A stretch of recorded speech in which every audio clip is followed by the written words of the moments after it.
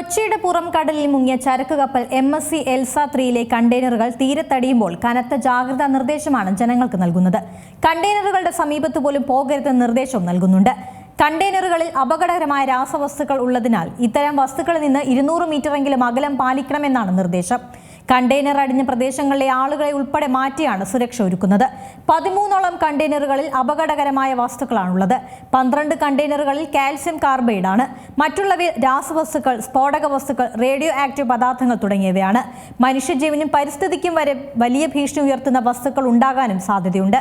വെള്ളവുമായി calcium carbide പ്രവർത്തിക്കുമ്പോൾ acetylene വാതകമുണ്ടാകും.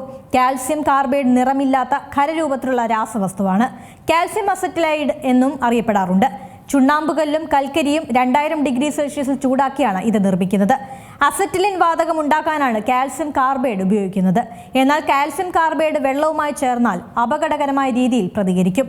താപനില കൂട്ടുകയും തീപിടിക്കാൻ സാധ്യതയുള്ള അസറ്റിലിൻ വാതകം പുറത്തുവിടും. ജലത്തിന്റെ pH കൂടുകയും ജലജീവികളുടെ ആവാസ വ്യവസ്ഥയെ തകരാറിലാക്കുകയും ചെയ്യും. MSC എൽസ 3 അപകടകരമായ രാസവസ്തുക്കൾക്ക് പുറമെ ധാരാളം ഇന്ധനവുമുണ്ട്.